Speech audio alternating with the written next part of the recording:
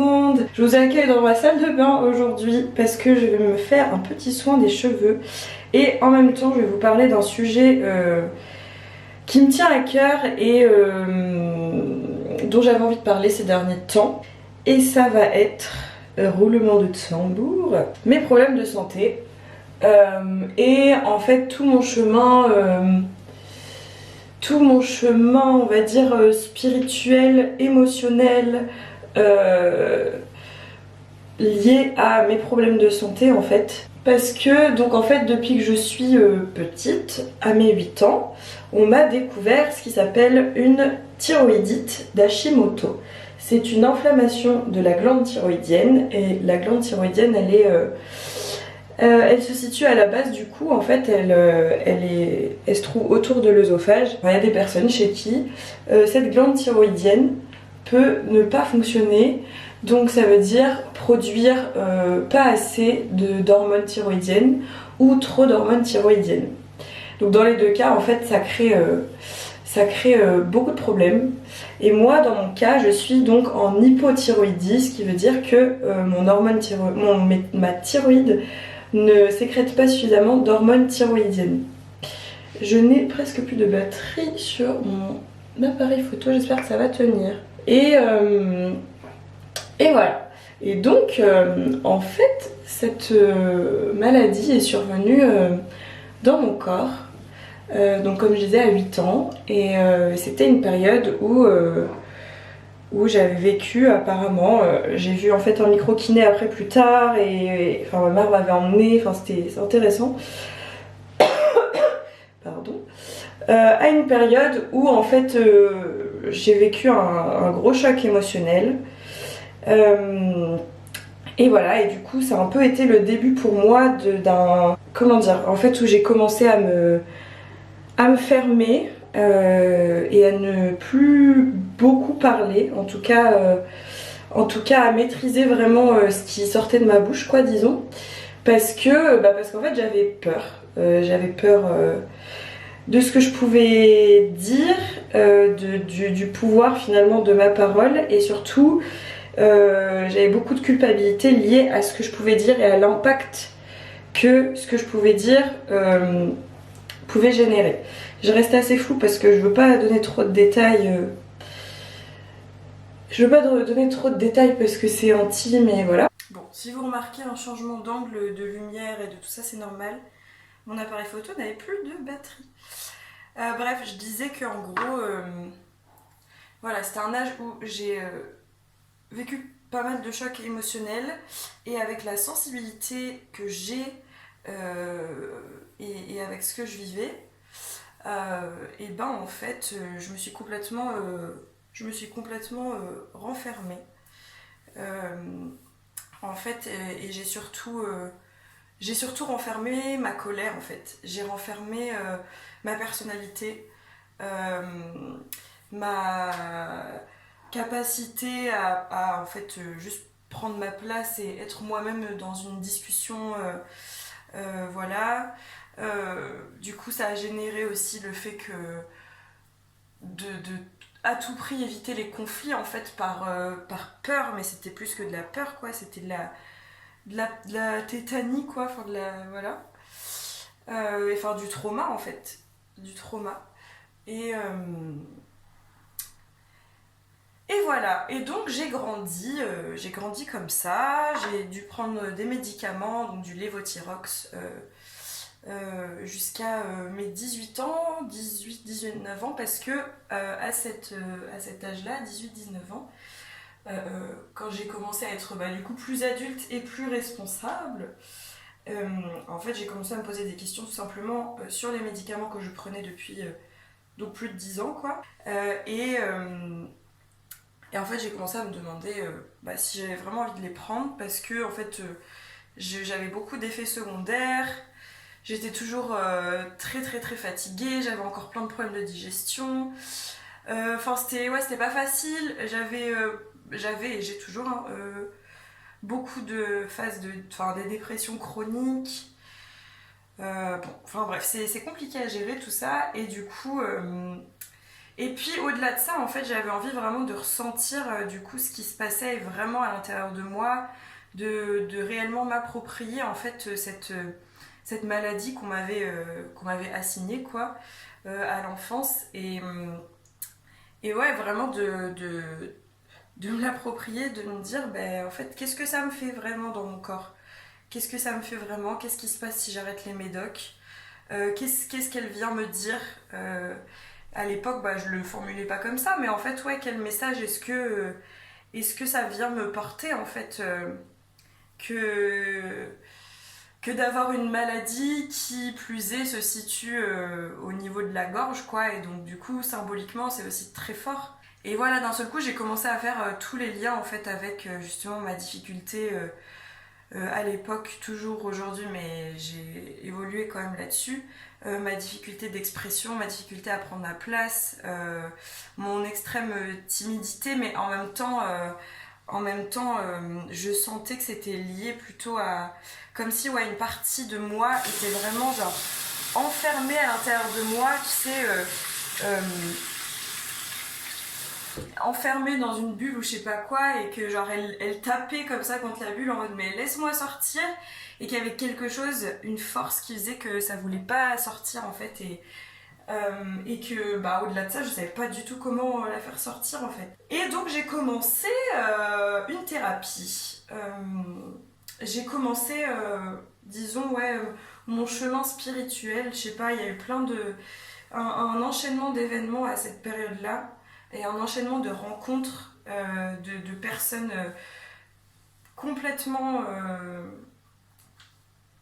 bah, qui correspondaient vraiment à ma vibe quoi et à ce que j'étais en train de devenir finalement euh, et dont ma meilleure amie et ma thérapeute que je continue de voir aujourd'hui parce que je considère que en fait c'est hyper important de quand on a trouvé la bonne personne en tout cas de continuer ce chemin d'introspection intérieure et en étant accompagné par une personne qui sait vous donner les conditions pour que vous-même vous puissiez bah voilà, trouver la force en fait d'avancer quoi. Et du coup, j'ai commencé donc comme je disais ma thérapie. Je continue mon petit discours à la lumière du jour. Donc je disais que ouais en fait je me suis rendu compte que j'avais beaucoup de traumas et que je portais quelque chose de très très très lourd en moi en fait euh, qui bah, du coup qui me donnait beaucoup de difficultés à avancer et à interagir en fait avec le monde extérieur et même à interagir avec moi-même parce que il y avait quelque chose qui faisait que je me détestais, que c'était dur pour moi de me considérer et au-delà de ça, je ne savais pas comment me considérer. Je sais pas trop comment expliquer, mais comme si voilà, j'étais pas vraiment légitime d'exister, comme si ouais, j'avais pas conscience de moi-même parce que en fait toute ma vie j'étais concentrée sur autre chose et en fait pour ma survie, tout simplement pour ma protection, bah j'étais très concentrée sur ça. Et du coup là d'un seul coup voilà j'ai découvert que bah voilà j'étais un être à part entière, un être pensant comme disent les philosophes, avec une voix, avec des passions, avec des amis, avec une vie, avec voilà quoi, des aspirations personnelles et individuelles. Je me suis rendu compte que c'était compliqué pour moi de naviguer dans la vie, dans ces interactions là.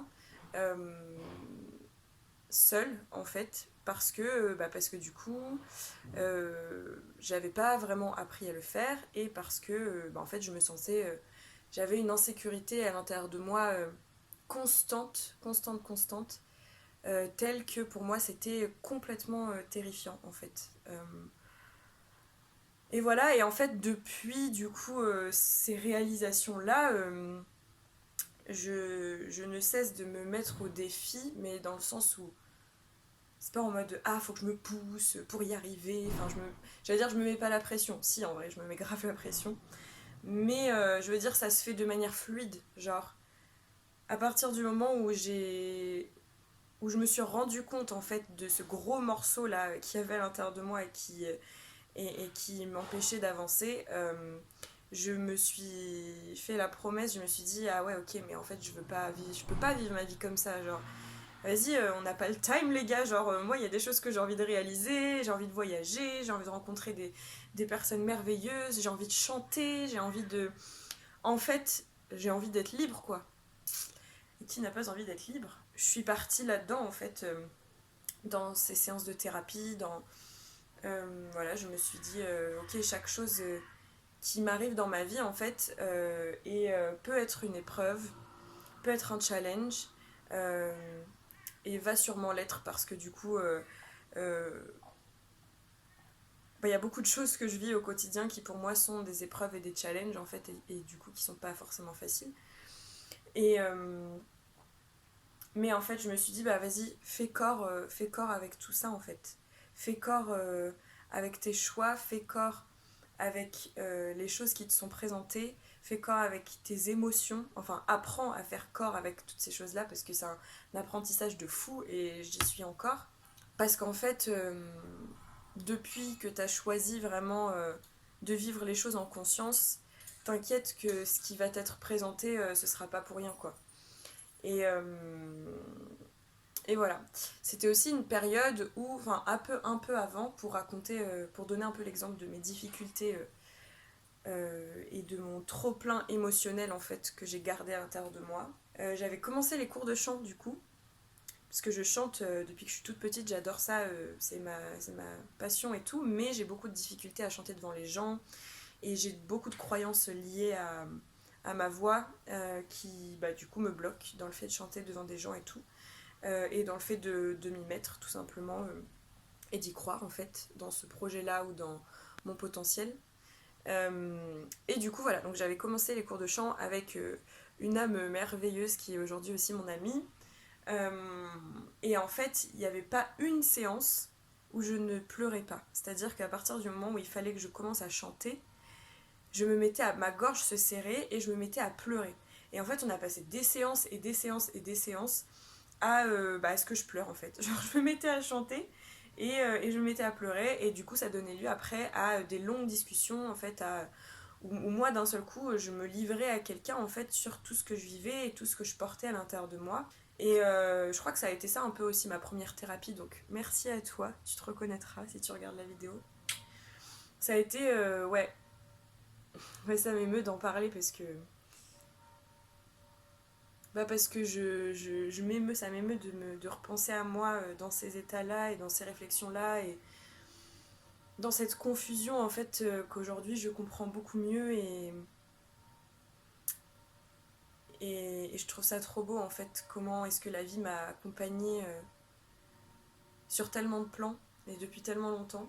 Et, euh, et ouais, et en fait, voilà, à chaque séance, quasiment, je pleurais. Et même encore aujourd'hui, là, je suis sûre que si je prenais des cours encore avec cette personne-là, euh, et ben, je pleurerais encore, en fait, parce que il y a vraiment quelque chose, des tourments, en fait, émotionnels liés à ma gorge, liés à l'expression, en fait. Donc dès que je chante, ça sort, quoi. Ça sort, ça sort, ça sort. Et, euh, et d'ailleurs, donc, cette amie dont je parle, euh, enfin, quand elle repense à moi et quand elle me parle de moi à l'époque, au moment où je l'ai rencontrée, donc j'avais, je sais pas quel âge j'avais, mais bon, j'étais en troisième, je crois, quand j'ai commencé les cours avec elle. Elle me disait, mais en fait, toute la première année où je t'ai donné des cours, tu ne parlais pas, tu étais d'une telle timidité, je savais pas du tout ce qui se passait à l'intérieur de toi, mais tu continuais de venir. Donc en gros elle se disait bah c'est qu'elle doit kiffer en fait et elle me voyait revenir au cours, première année, deuxième année j'étais encore là alors que en fait voilà j'étais très secrète, mais pas parce que je voulais pas, justement moi j'adorais aller au cours et tout parce que c'était la première fois que je me sentais euh, accompagnée d'une personne qui était véritablement bienveillante, qui était véritablement à l'écoute, et surtout c'est la première fois, ça me faisait un effet miroir de me voir moi-même en fait dans ce contexte-là. C'était très troublant en fait pour moi de d'être dans un espace où j'avais ma voix en fait, où j'avais le droit d'avoir ma voix et où c'était même l'objectif. Et du coup j'ai trouvé ma voix à l'époque dans le chant et dans la parole du coup parce qu'on parlait beaucoup. et, euh, Et cette difficulté à m'exprimer dans certaines situations, elle m'a beaucoup suivie et encore aujourd'hui, même si c'est largement moins. Et les gens ont tendance à me dire aujourd'hui que justement je parais à l'aise dans les échanges et dans les interactions. C'est pas tant ça. Alors oui, bien sûr que j'ai acquis beaucoup plus d'aisance et de facilité et, à force des années, à force du temps et de l'entraînement, on va dire. C'est aussi parce que bah en fait j'aspire à ça quoi. Genre ça c'est ma vérité à l'intérieur de moi. Ma vérité c'est que j'aime les échanges, j'aime les partages, j'aime les couleurs humaines en fait et j'aime baigner là-dedans. Euh, mais juste ben je suis encore plus à l'époque mais entourée de tout un tas de traumas et de tourments qui font que bah, cette part-là de moi en fait a longtemps été réprimée et enfermée. C'était une manière pour moi de me protéger quoi. Donc voilà un peu ouais, le chemin sur lequel je suis et en fait donc pendant longtemps j'ai pris les médocs comme je disais tout à l'heure, le lévothyrox que j'ai arrêté donc vers mes 18-19 ans. Et donc depuis j'ai travaillé, j'ai fait des études, j'ai vécu ma vie en fait en naviguant avec cette thyroïde qui du coup fonctionne de manière aléatoire. Et en fait, ce manque d'hormones thyroïdiennes génère en moi, et génère en général, beaucoup, beaucoup, beaucoup de désagréments. Attendez, je bois un peu.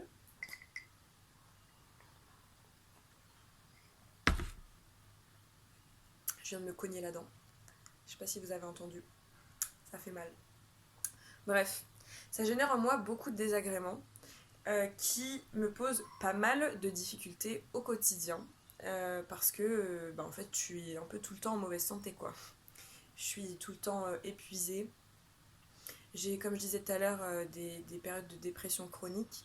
J'ai beaucoup de problèmes de digestion, j'ai des règles hyper douloureuses parce que réaction en chaîne, vu que c'est un problème d'hormones, bah ça joue aussi sur mes hormones sexuelles quoi.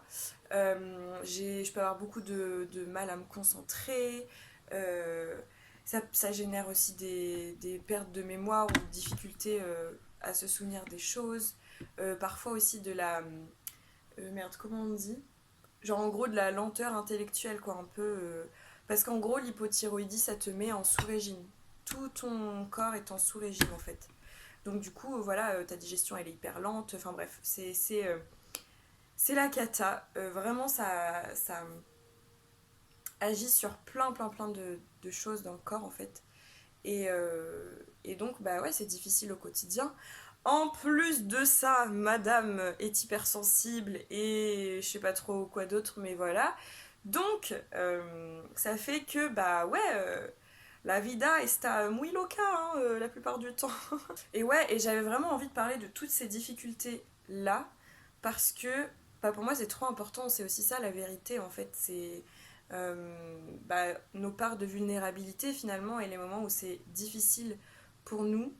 Et c'est aussi une manière pour moi d'affirmer à haute voix que bah, les choses elles peuvent être difficiles aussi pour moi parce que j'ai tendance à vouloir. Euh, je pense que c'est aussi dans ma personnalité quoi et dans le côté on va dire plus spirituel qui, qui me permet d'accueillir les choses de manière différente. Mais j'ai tendance à beaucoup vouloir sublimer et surtout à pas montrer en fait les difficultés et le moins beau en fait. Sauf que ben si parfois en fait on a beaucoup de difficultés qui font que en fait notre fatigue et nos états enfin notre santé mentale parfois instable sont légitimes en fait. Et,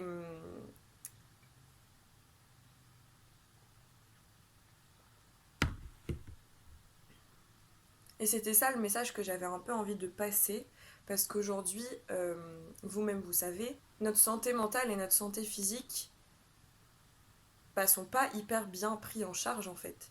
Et même si les choses elles évoluent, mais il n'y a pas trop la place en fait pour dans le monde du travail, dans les études et tout, euh, pour parler de tout ça. Même la dernière fois par exemple, là je suis un peu dans le processus du permis de conduire et tout, et je rencontre pas mal de difficultés, notamment ce dernier mois où j'ai pas du tout fait de séance de conduite parce que pour moi c'est hyper angoissant de me retrouver pendant 1 heure et demie dans une voiture avec une personne avec qui là pour la plupart du temps je me sentais pas du tout à l'aise en fait, avec qui il n'y a pas de conversation, il n'y a pas de truc et genre c'est horrible pour moi, c'est angoissant as fuck quoi. Bah ça couplé avec tous les problèmes de santé là que j'ai eu ce mois-ci, ça fait que voilà. Et merde, pourquoi je parle de ça? Ah oui, et du coup, en plus de ça, il y avait un espèce de bail avec mon auto-école en fait, où elle me disait qu'en gros, tant que j'avais pas passé mon permis, eux ils allaient pas être payés, enfin bref, il y avait un truc comme ça, et du coup, moi ça me mettait grave la pression parce que déjà là en ce moment j'ai plus de thunes pour continuer les séances de conduite, et en plus de ça, là j'ai besoin de faire une pause quoi, genre laissez-moi respirer les gars un peu. Et en fait, du coup, j'ai appelé le CPF parce qu'en gros, c'était lié au CPF, compte formation, compte professionnel de formation, où tu as des sous dessus si tu as travaillé, bref. Et en fait, la meuf, je lui disais que, enfin, ma demande, c'était aussi lié en gros à, voilà, un peu à ma santé mentale, qui faisait que c'était compliqué pour moi de continuer et tout. Et bref, et en fait, elle me disait, mais elle était hyper gentille, mais c'est juste représentatif en fait de notre société, malheureusement. Et voilà, elle me disait, bah moi, je suis tenue de rester en fait sur le plan strictement professionnel. En fait, je comprends bien que ça aille pas et tout, mais en gros, je peux pas du tout dériver sur ce sujet-là en fait et prendre ça en compte. Et je sentais qu'en plus c'était difficile pour elle de me dire ça quoi. Et je me suis dit mais waouh, genre c'est hyper grave qu'encore aujourd'hui on ne considère qu'une une toute petite partie de ce qu'on est et surtout qu'on n'attende pas de nous qu'on soit des humains en fait. Genre on n'attend pas de nous qu'on soit des humains. Et je trouve ça mais trop triste et trop dommage.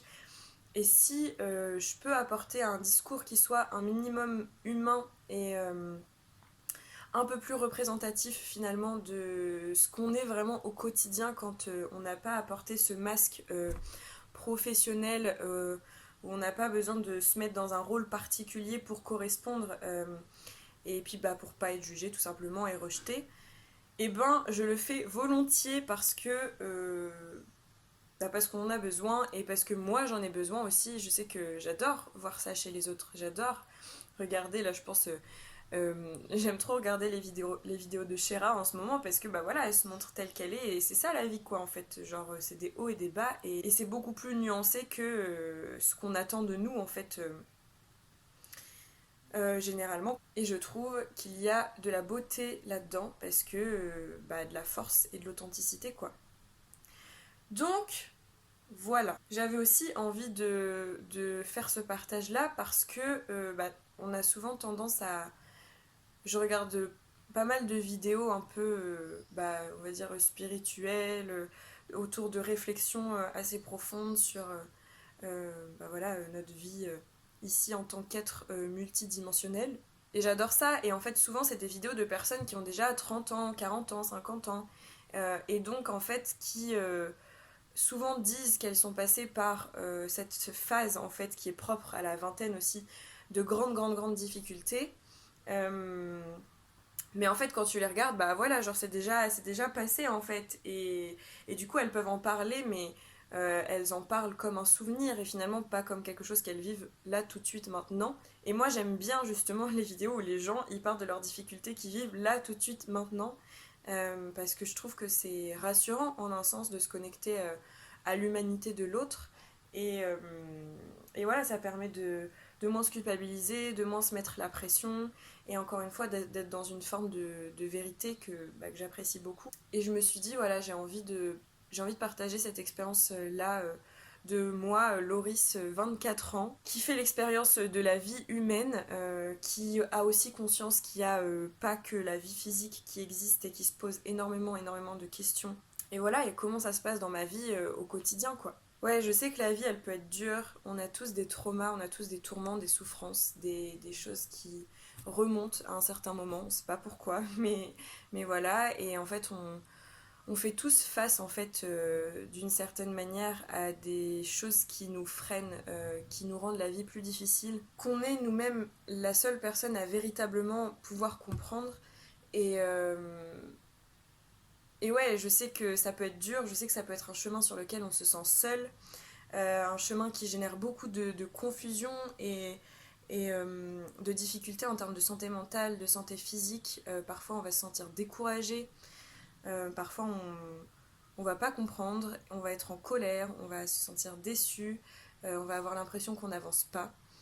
Mais généralement, c'est pas le cas. Il y a toujours des petites choses autour de nous et en nous qui peuvent nous permettre de nous accrocher.